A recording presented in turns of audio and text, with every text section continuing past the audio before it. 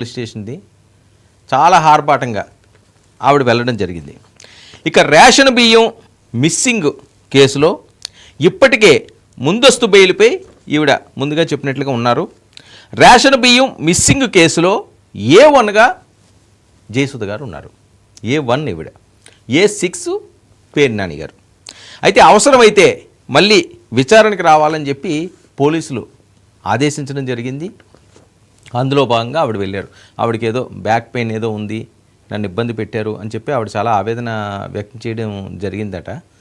అయినప్పటికీ కూడా విచారణ అన్న తర్వాత మరి విచారణ కొనసాగించాల్సిన అవసరం ఉంది. ఇవి ఒక్కడే కాదండి, ఇంకా విచారించవలసిన చాలా మంది ఉన్నారన్నది కూడా పోలీసులు చెప్తున్నారు. అవన్నీ కూడా నేను అప్డేట్స్ ఇస్తాను. ఇక బందర్ మేయర్ వినియోగించే ప్రభుత్వ కారులో విచారణకు జయసుధ గారు వెళ్ళడం, ఇది పరిస్థితి. అంటే ఒక తప్పు జరిగిందో, ఒక ఇబ్బంది జరిగిందో అన్నప్పుడు ఎంత జాగ్రత్తగా ఉండాలి. బెయిల్ మీద ఉన్న వాళ్ళు ఇంకా జాగ్రత్తగా ఉండాలి. ఏంటంటే టెక్నికల్ అంశాలు ఇవన్నీ కూడా దీని రుజువుల కింద చూపిస్తే బెయిల్ కూడా రద్దు అయ్యే ప్రమాదం ఉంటుందని చెప్పి కొంతమంది మాట్లాడుతున్నారు న్యాయ నిపుణులు. తన విచారణ పిలిచినప్పుడు ఆవిడ వెళ్ళాలి, ఒక లాయరు తోడు తీసుకెళ్ళొచ్చు, లేకపోతే వాళ్ళ బంధువులు ఒకరిద్దరిని తోడు తీసుకెళ్ళొచ్చు. కాదు, ఒక మంది మార్బలంతో ఓ పెద్ద ఎత్తున ర్యాలీలాగో, లేకపోతే ఒక ప్రోగ్రాంకి వెళ్తున్నట్టో, లేదా ఒక పెళ్ళికి వెళ్తున్నట్టో కుటుంబ సభ్యులందరూ, లేకపోతే వేరే వాళ్ళందరూ విజువల్స్ చూడండి, పెద్ద ఎత్తున ఆమె వెళ్ళడం, మేయర్ కారుని ఉపయోగించడం. సో ఇవన్నీ కూడా నెగిటివ్గా ట్రోల్స్ అవుతున్నాయి. అంత అవసరం ఏముంది జెన్యూన్గా ఉన్నప్పుడని. సో ఈ విమర్శలు మరి చూద్దాం ఇది ఎటువైపు వెళ్తుందో, కోర్టు దీన్ని ఏ రకంగా తీసుకుంటున్నదో. అయితే జైసుతో ఆవిడతో పాటుగా పిఎస్కు వచ్చిన మేయర్ వైఎస్ఆర్సీపీ కాబట్టి ఓకే ఆవిడ వచ్చుండొచ్చేమో. ఆవిడతో పాటు డిప్యూటీ మేయరు, వైసీపీ కార్పొరేటర్లు, లాయర్లు, పిఎస్ ముందు వైసీపీ శ్రేణులు ఫుల్ హంగామా. అంటే ఒక విచారణకి వెళ్తున్న ఫీల్ అయితే అక్కడ రాలేదు, అట్మాస్ఫియర్ అయితే అక్కడ లేదు అన్నది పోలీసులు మాట్లాడుతున్న మాటలు. సో ఇది ఎటువైపోయినా దారితీసే అవకాశం ఉంటుంది. బెయిల్ కోర్టు గౌరవంగా ఇచ్చినప్పుడు ఆ గౌరవాన్ని కాపాడుకోవాలి. ఆవిడ పిలిచినప్పుడు వెళ్ళాలి విచారణకి. ఓకే, తప్పు చేశారా లేదా ఇవన్నీ కూడా కోర్టులు తేలుస్తాయి, ఆ విచారణలో వెల్లడవుతుంది. పక్కాగా ప్రూఫ్స్ ఉండాలి కదా.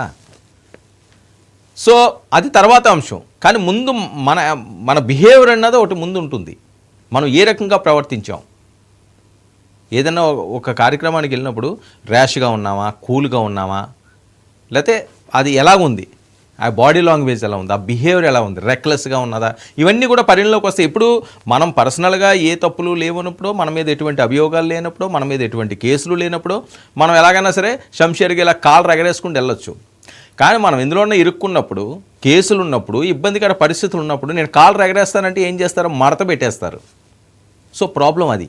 ఇవి కూడా చాలా ఇబ్బందికరంగా మారే అవకాశం ఉంది అని చెప్పి పెద్ద ఎత్తున వార్తలు వస్తున్నాయి. సరే, ఇంకా హంగామా పిఎస్ ముందు ఫుల్ జోష్గా హంగామాలు చేయడం, ఏవో మా దానికి సంబంధించి ఏం జరుగుతుందో అని, అక్కడ ఏదో జరిగిపోతున్నట్లుగా ఓ పెద్ద హైడ్రామా క్రియేట్ చేశారు అని. అయితే విచారణకు ఆటంకం కలిగించేందుకు పెద్ద ఎత్తున నినాదాలు కూడా. ఇది చాలా క్రైమ్ అండి. ఇది మరి తెలిసి చేశారో తెలియక చేశారో కానీ అనవసరంగా ఆవిడ మహిళని అయితే ఇబ్బంది పెడుతున్నారన్నది. సరే, నిందితులు ఆవిడ పేరు మీద ఉంటే ఉండొచ్చు కాక, కానీ ఆవిడకి ప్రత్యక్షంగా అయితే అందులో ఇన్వాల్వ్మెంట్ ఉండకపోవచ్చు. ఆస్తులన్నీ ఒకరి పేద మీద పెట్టుకోలేదు కాబట్టి వారి మీద, అలాగే పిల్లల మీద, లేకపోతే తోబుట్టువుల మీద, లేకపోతే వేరే తెలిసిన వాళ్ళ మీద ఆస్తులు పెట్టుకుంటారు. అది షరా మామూలే. ఈవిడ